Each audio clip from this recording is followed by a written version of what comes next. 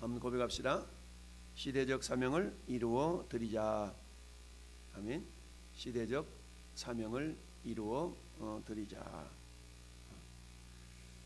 자, 하나님은 여러 가지로 우리가 그 하나님에 대해서 표현합니다. 신실하신 하나님, 사랑이 많으신 하나님, 인자하신 하나님, 자비하신 하나님. 우리 하나님의 특성을 다양한 모습으로 표현할 수가 있는데요. 특별히 오늘 본문을 통해서 우리가 생각해 볼 하나님의 성품은 신실하신 하나님이라는 것을 생각해 봅니다. 자, 하나님께서 일찍이 다윗에게 언약을 맺으셨죠.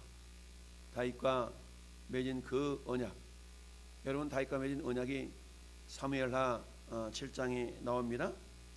하나님께서 다윗과 언약을 맺으시게 된 동기가 뭡니까? 드디어 하나님이 이스라엘 백성들을 통일 왕국으로 이렇게 이루어 주시는데, 다윗은 그 하나님의 은혜로 목동이었던 자가 이스라엘 나라의 왕이 되어지고 이 남북의 통일왕국의 정통적인 왕으로 세움을 받게 됩니다. 그러니 때 주변 나라들이 다 정복이 되고 다스려지게 되며 이제 자기 자신의 왕궁을 새롭게 건축을 합니다. 그러고 난 이후에 다윗의 마음속에 드는 생각이, 나는 백향목 왕궁에 거하지만 여호와의 언약궤는 휘장 아래에 있구나 라는 생각이 들면서 왠지 하나님을 향한 그 다윗의 마음은, 나는 백향목 궁에 있지만 저 하나님의 임재의 상징인 언약궤가 저런 곳에, 세상말로 누추한 곳에 있었어야 되겠나 라는 생각을 품게 되죠. 그래서 어떻습니까? 나단 선지자에게, 야, 네가 하나님의 성전을 지어드리고 싶은데 하는 마음을 표현하니까 선지자가 어때요? 왕께서 품으신 생각이 좋습니다 라고 하면서 동의를 하죠. 그러나 하나님은 그런 다윗의 생각을 받기는 하시지만, 마음을 받으셨지만 성전 건축을 허락하지는 않으셨습니다. 그 이유는 왜 그러는가? 자, 하나님께서, 너는 역대상 22장 8절 보니까 여호와의 말씀이 내게 임하여 이르시되 너는 피를 많이 흘렸고 크게 전쟁하였느니라.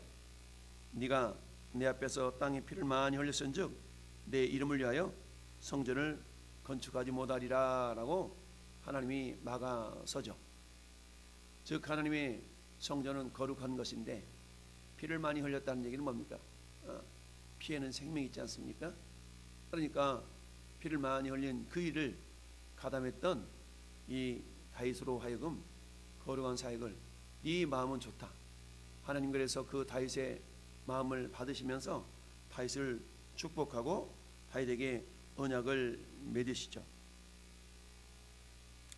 자, 그러면서 이렇게 말씀하십니다. 내가 너를 목장 곧 양을 따른 데서 데려다가 내 백성 이스라엘의 주권자로 삼고 네가 가는 곳에서 내가 너와 함께 있어 네 모든 원수를 네 앞에서 멸하였은즉 땅에서 위대한 자들이 이름같이 네 이름을 위대하게 만들어 주리라. 다윗은 그저 성전 건축을 해드려야 되겠다라는 선한 마음만 품었을 따름인데, 하나님은 오히려 다윗을 거꾸로 축복해 주시죠. 네 이름을 위대하게 만들어 주리라. 뿐만 아니라 내가 또 내 백성 이스라엘을 위하여 한 곳을 정하여 그를 심고 그를 거주하게 하고 다시 옮기지 못하게 하며 악한 종류로 전과 같이 그들을 해치지 못하게 하며, 뿐만 아니라 전에 내가 사사에게 명령하여 내 백성 이스라엘을 다스리던 때와 같지 아니하고 너를 모든 원수에게서 벗어나 편히 쉬게 하리라. 그러면서 오히려 하나님이 여호와가 너를 위하여 집을 짓고 네 수완이 차서 조상들과 함께 누울 때에 네 몸에서 날 씨를 네 뒤에 두어서 그 나라를 또한 견고하게 하리라. 그리고 그 아들이 내 이름을 위하여 집을 건축하게 할 것뿐만 아니라 나는 그의 나라 왕 위를 영원히 견고하게 하리라 라고 말씀을 하십니다. 이게 다윗 언약이죠. 결국 이 다윗 언약으로 말미암아서 하나님은 다윗이 위대한 통일 왕국의 왕으로서 안정적으로 왕위를, 그 왕권을 이렇게 완성할 수 있는 그런 은혜를 베풀어 주셨습니다. 그러니 이제 드디어 어떻습니까? 다윗을 이어서 다윗의 10번째 아들이었던 솔로몬이 왕위를 이어받게 되죠. 여러분, 솔로몬은 하나님께서 주신 이름 아니겠습니까? 하나님께서는 직접 네 후대에 태어날 아들이 있는데 그 이름을 솔로몬이라 그래라. 그가 나를 위하여서 성전을 건축할 것이다 라고 주님이 말씀을 하셨죠. 자, 그러면서 이제 드디어 솔로몬이 아버지 다윗을 이어서 왕이 되었습니다. 근데 이 소식이 어디에 전달됐어요? 이 소식이 1절 말씀 보니까 두로 왕 히람에게 전달이 되었어요. 근데 이 두로 왕 히람은 솔로몬의 아버지 다윗 왕과는 굉장히 어쩌면 절친한 사이였던 거죠. 그래서 1절에 솔로몬이 기름 부음을 받고 그의 아버지를 이어 왕이 되었다함을 두로 왕 히람이 듣고 그의 신하들을 솔로몬에게 보냈으니 이는 히람이 평생에 다윗을 사랑하였습니다. 그러니까 왕이 되었다는 소식을 듣고 이제 축하 사절단을 솔로몬에게 보냈던 겁니다. 그러자 솔로몬은 그 사절단을 통해 히람 왕에게 솔로몬 자신의 뜻을 또 전달하게 되는데요.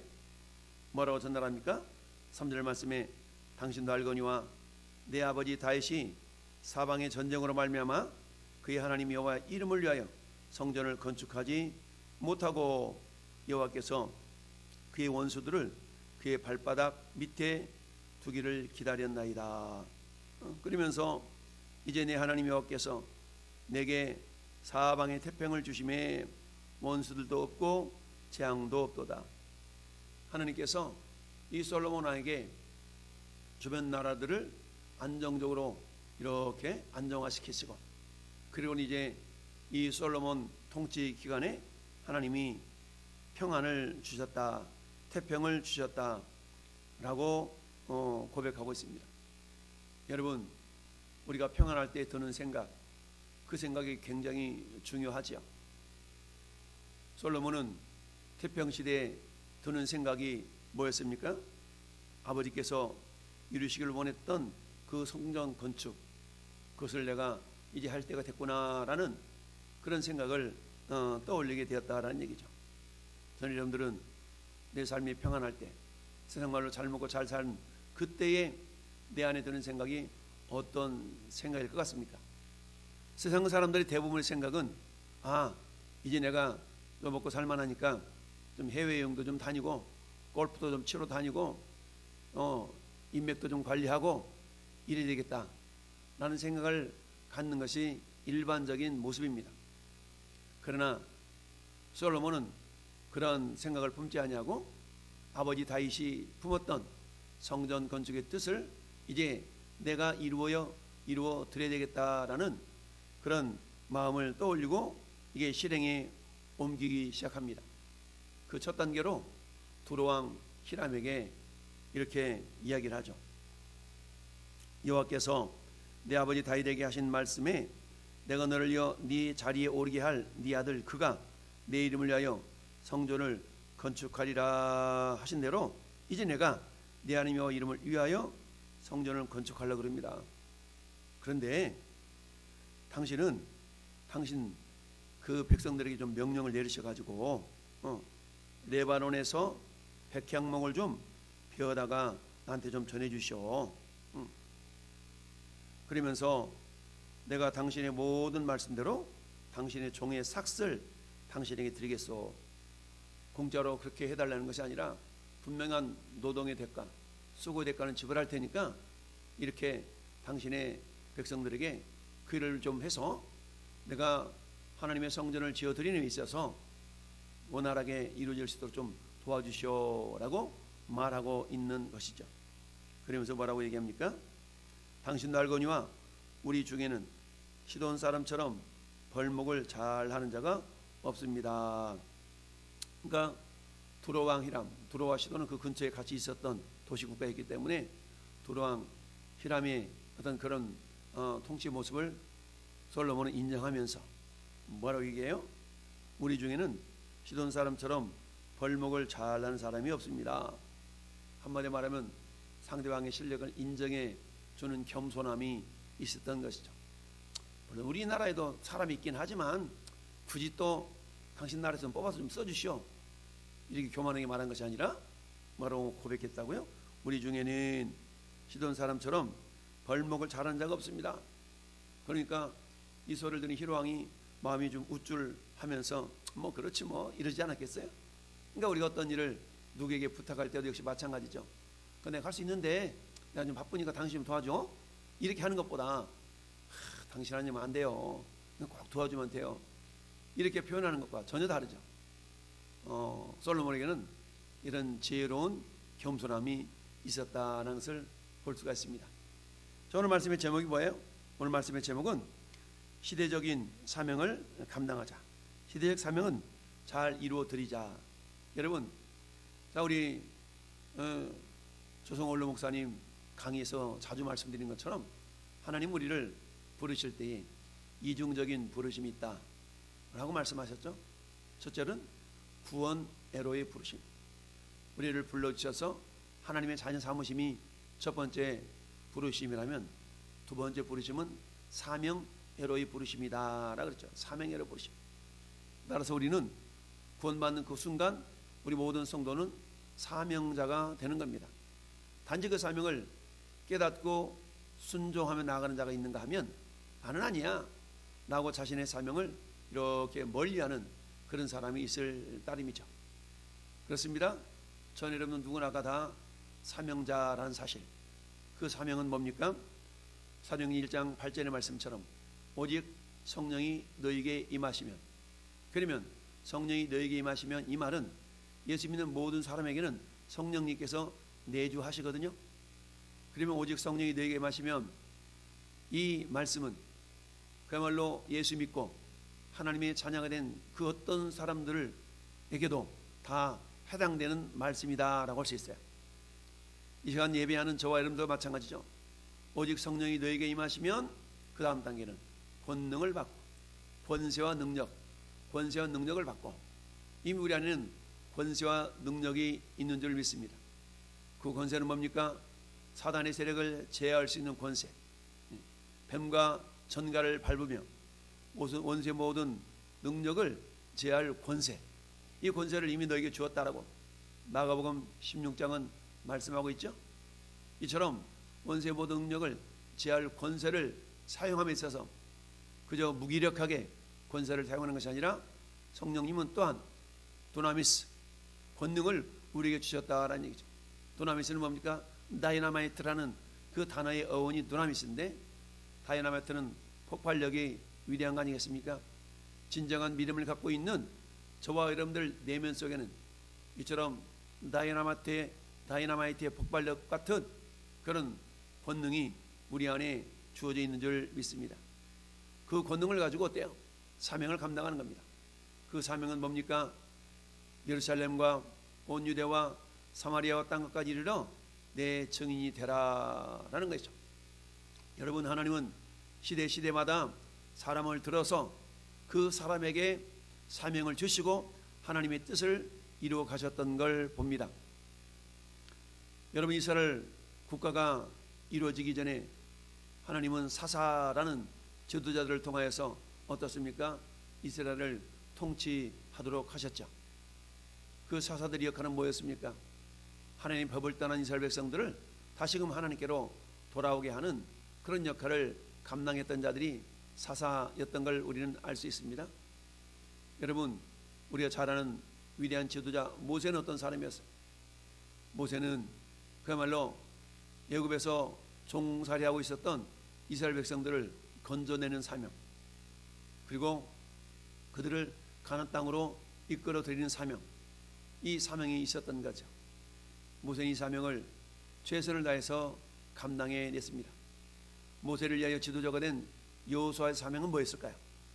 여호수아는 이스라엘 백성들을 가나안 땅에 정착시키고 가나안 땅에 있었던 원주민들을 정복해서 그 땅을 분배하고 하나님의 나라가 그 가나안 땅에 경험될 수 있도록 인도하는 사명이 여호수아에게 있었어요. 뿐만 아니라 우리 잘 아는 사도 바울의 사명은 무엇이었습니까? 주 예수께 받은 사명, 곧 은혜의 복음을 증언하는 일, 이게 사도 바울의 사명이었죠. 근데 그 사명을 감당함에 있어서 예루살렘에만 머문 것이 아니고 안디옥에만 머무는 것이 아니라 오늘 말하면 터키 지역을 그 당시에는 소아시아라 그랬는데 그 터키 지역 7개 교회뿐만 아니라 유럽에 건너가서 빌립보, 데살로니가, 그 다음에 베레아, 저 밑에 아기야 지역에 있는 고린도, 아덴, 이런 지역에 복음을 전하는 그 일을 감당했던 거죠. 그리고 마지막 이 사도 바울은 로마로 압송되어져서 그곳에까지 죄수의 몸으로 복음을 전하는 통로로 쓰임받고 사명을 잘 감당해 냈던 걸 봅니다. 사랑하는 성도 여러분, 하나님이처럼 시대마다 사람에게 사명을 주셔서 그 사명을 통하여 하나님의 뜻을 이루어 가신다라는 사실입니다. 여러분, 그 누구에게도 예외가 있을 수 없는 그런 공통적인 사명이 있습니다. 그 공통적인 사명은 다름이 아닌 복음을 전하는 이야기입니다. 복음을 전하는 일이죠. 전에도 마찬가지 그 누구도 예수 믿는 사람들에게 예외일 수 없는 것이 복음을 전하는 사명입니다. 그게 아까 사도행전 1장 8절의 말씀이요, 또한 마태복음 28장 18절에서 20절의 말씀인 것이죠. 오직 성령이 너희에게 임하시면 너희가 권능을 받고 예루살렘과 온 유대와 사마리아와 땅끝까지 이르러 내 증인이 되리라. 주님의 증인된 삶이 우리에게 맡겨진 사명인 줄 믿습니다. 여러분, 시대는 달라져도 그 사명은 달라지지 않습니다. 물론 사명을 이루어드리는 모습들은 개개인이 다 다를 수가 있지만 그 사명의 본질은 여전히 변함이 없다라는 사실입니다. 하나님 오늘 또 마치 이사야를 찾듯이 내가 누구를 보내며 누가 나를 위하여 갈꼬라는 시대적인 부르심이 오늘 이 시대에도 임하고 있는 줄 믿습니다. 이사야는 고백합니다. 주여 내가 여기 있나이다. 나를 보내소서. 그렇습니다. 오늘 하루도 하나님은 전 여러분을 통해서 당신의 거룩한 뜻을 이루어 나아가기를 원합니다. 솔로몬은 아버지 다윗이 품었던 성전 건축의 마음이 하나님이 금하시는 것을 알고 이제 때가 되었기 때문에 내가 이 귀한 사명을 감당해 내드려야 되겠다라는 그런 각오와 결단을 통해서 두루왕 히람에게 백향목을 좀 베어주시오라는 겸손한 부탁과 더불어 그 사명을 최선을 다해서 감당해 내려고 하고 있다는 사실입니다. 여러분 평안할 때 드는 생각이 하나님을 기쁘시게 하는 생각이라면 하나님은 그 선하심을 우리를 통해서 기쁘게 또한 이루어드리는 것뿐만 아니라 우리에게 하나님 놀라운 은혜를 경험케 하게 하실 줄 믿습니다. 오늘 하루도 우리에게 주신 사명의 본질은 복음을 증거하는 일입니다. 이 사명의 본질을 우리가 잊지 아니하고 어떤 상황 속에서도 너희는 때를 얻든지 못 얻든지 말씀을 전파하셨던 그 말씀을 기억하며 우리도 오늘 우리 삶의 모든 현장 속에서 주님을 자랑하는 축복의 통로들로 귀하게 쓰임받기를 예수님의 이름으로 축원합니다. 아멘.